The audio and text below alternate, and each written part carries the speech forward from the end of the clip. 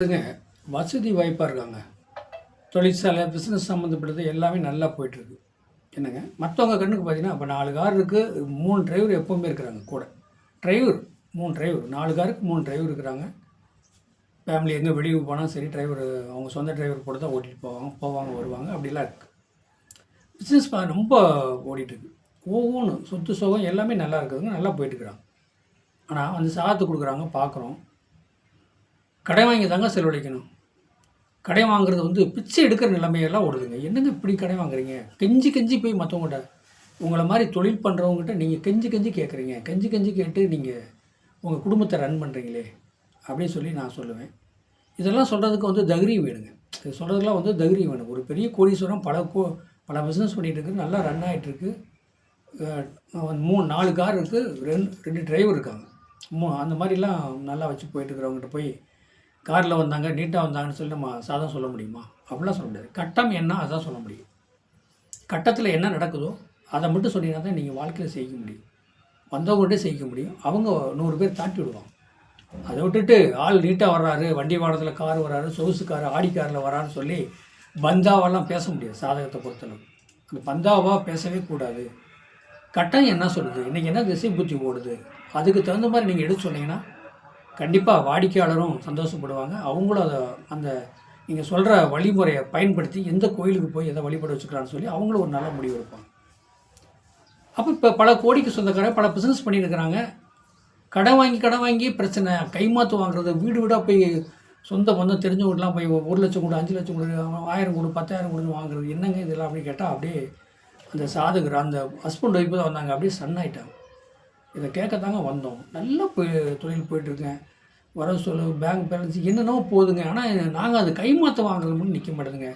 கரெக்டான நேரத்தில் என் கையில் காசு இல்லாத நேரம் ஒருத்தர் 1 லட்ச ரூபா கேட்குறாரு, 50,000 கேட்குறாரு, குடும்ப செலவு, ஒரு கல்யாணம் ஃபங்க்ஷனுக்கு போகிற மாதிரி வருது. அப்போ போய் பங்காளி சொந்தக்காரன்ட்ட போய் தான் கை நீட்டி வாங்குற மாதிரி இருக்குது. அதுவும் ஃபோனில் கூட கேட்குற, செட்டு கூட அனுப்புறது இல்லைங்க. நேரடியாகவே போய் கேட்டு நான் கேட்டு வாங்கிட்டு வந்த போது எனக்கு கேவலமாக இருக்குதுங்க. எனக்கு ஒன்றுமே புரியல, பாஸ் சொல்லுங்கள் அப்படிங்கிறாங்க. இது என்ன கிடையாது, சாதகத்தில் பார்க்கலாமான்னா கண்டிப்பாக பார்க்கலாம். அதில் எந்த ஒரு மாற்றம் கிடையாது. இப்போ பல கோடிக்கு சொந்தக்காரன், பல பிஸ்னஸ் ஓடிட்டு இருக்குது. ஏகப்பட்ட ஒரு ஹெட்வெயிட் கௌரவமாக இருக்கார். கார் எடுத்துகிட்டு போவார். அவர் டிரைவர் கூட்டி போக முடியாது. அப்போதைக்கு கார் எடுத்துகிட்டு போயிட்டு கேட்டு 1,50,000 சொந்த பந்துக்கிட்ட முக்கியமானவன்ட்ட ஃபைனான்ஸில் போய் வாங்கிட்டு வருவார். இது ஏன் நடக்குது அப்படின்னு கேட்டாங்க. ஒன்றும் இல்லைங்க, அவரோட லக்கணத்துக்கு அவர் தொழிற்சாலைலாம் அவர் பேர் இருக்குது, கார் அவர் பேர் இருக்குது. அப்போ மனைவி மக்கள் சம்மந்தப்பட்ட ஒரு செலவு, படிப்பு செலவு, இதெல்லாம் போய் 12 கூடையும் அவருடைய லக்கணத்துக்கு 12 கூடையும் வக்கரமாகி திசை ஓட்டுறாருங்க. நல்லா போய்ட்டு இருந்தாருங்க, ஜாலியாக இருந்தாருங்க, என்ஜாயாக இருந்தார். இப்போ அவருக்கு பயம் வந்துடுச்சுங்க. வாழலாமா, வாழ முடியுமா முடியாதா, இப்படியே போனால் என் நிலைமை என்னது, சொந்த பந்தம்லாம் கௌரவம் போயிருமே, எனக்கு மான மரியாதை போயிருமே அப்படின்னு பயப்படுறாரு. நான் சொன்னேன், உன் லக்கணத்துக்கு 12ஆம் இடத்துல வக்கரம் 12 கூடையவனே சரி, மற்ற எவனை வக்கரத்துலேருந்து திசை ஓட்டினானா நீ கேவலப்படி தான் நிற்கணும், பிரச்சனை சிக்கல் தான் மாட்டிக்கணும் அப்படின்னு சொன்னேன். அவர் அப்படியே ஸ்டன் ஆகிட்டார். உண்மை, நீங்கள் சொல்கிறதெல்லாம் 100க்கு 100 உண்மை, இப்படி தான் என் லைஃப் போயிட்டு இருக்குது, மாற்றுங்க அப்படிங்கிறான். மாற்றுறதுக்கு என்ன கடவுளா? அப்போ அந்த 12 கூடை 6. இப்போ அதே நேரத்துக்கு இந்த ராகுக்கு இதெல்லாம் ரிவேர்ஸுக்கிறோம். அப்போ அந்த அதுவும் வக்கரத்துலேருந்து போடும்போது ரிவேர்ஸுக்கிறோம் வரும்போது நான் சொன்னேன், குறமான காளி தூக்கி 10 to 12 ராகத்தில் வழிபட வைங்க, கண்டிப்பாக ஒரு நல்ல மாற்றம்னு சொன்னேன். ஆனால் அவருக்கு நம்பிக்கை இல்லை. இதே 2ஆம் இடத்துல ஒரு கிரகம் திசை ஓட்டுதுன்னு வச்சுங்க. 2ஆம் இடத்துல ஒரு கிரகம் 2 கூடையினே உட்காந்து திசை ஓட்டுறார். அவர் என்ன செய்வது தெரியுமா? நல்லா சம்பாதிப்பார், துட்டு வரும், வருமானம் வரும், தான் குடும்பம், அண்ணன் தம்பி, பசங்க, பிள்ளைங்க, அம்மா அப்பான்னு சொல்லியே செலவழிச்சிட்டு இருப்பார். 2ஆம் இடத்துக்குடைய 2ஆம் இடத்துல உட்காந்து திசை ஓட்டினான்னா தான் குடும்பத்துக்கே செலவழிப்பாருங்க. குடும்பம் வாழ்க்கை இப்படியே செலவழிச்சிட்டு அவர் ஒரு நீட்டாக சாப்பாடு கூட போய் சாப்பிட்டுருக்க மாட்டார். வெளியில் போவார், வருவார், சம்பாதிப்பு, வருமானம், சந்தோஷமாக போய் ஒரு ஹோட்டலில் நல்ல சாப்பாடு சாப்பிட்லான்னு அவனால் சாப்பிட முடியாது. குடும்பத்துக்காக தான் பாடுபடுவார்.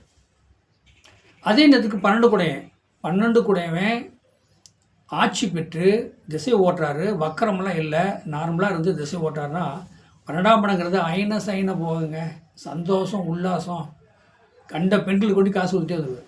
அமௌண்ட்டு பூரா வெளியில் போய்ட்டு, ஆனால் சந்தோஷம் இருப்பார், என்ஜாய் இருப்பார். அவர் என்ன கஷ்டப்பட்டு சம்பாதிக்காரோ அவர் அனுபவிப்பாருங்க. இதாங்க சாதனை. எப்படி பாருங்கள், ஒரு பெரிய பிஸ்னஸ் மாதிரி எப்படி கஷ்டப்படுற காசுக்காக. அதே 12ஆம் இடத்துல வக்கரம் இல்லாமல் ஒரு கிரகம் இருந்து திசை ஓட்டினா அவரே சம்பாதிக்கிற பூரா அவரே என்ஜாய் பண்ணுவார். குடும்பத்தை பற்றி கவலையே பட மாட்டார். அவங்க சொந்த பந்தம் அதெல்லாம் கவலைப்படும். அவர் சம்பாதிக்கிற நீட்டாக அவருக்கு மிஞ்சி தான் குடும்பத்துக்கு. இப்படி தான் அவர் சாதகம் வேலை செய்யும். எப்படி ஆச்சரியமான இல்லை? 12 கூடையும் வக்கரமாக இருந்தால் எல்லாமே பிரச்சனை கெஞ்சணும், பிச்சை எடுக்கிற நிலைமை வந்துடுது. அதே 12 கூடைய ஆட்சி பெற்று வக்கரம் இல்லாமல் திசை இருந்துன்னா சம்பாதிக்கிறது பூரா அவர் நல்லா செலவழிப்பார், என்ஜாய். அதே 2ஆம் இடத்துக்கு 2 கூடையும் ஆட்சி பெற்று திசை ஓட்டினாலும் தன்னுடைய குடும்பம், வாழ்க்கை, பசங்க, பிள்ளைங்க இந்த மாதிரி தான் செலவழிப்பார். இதுதாங்க சாதகம்.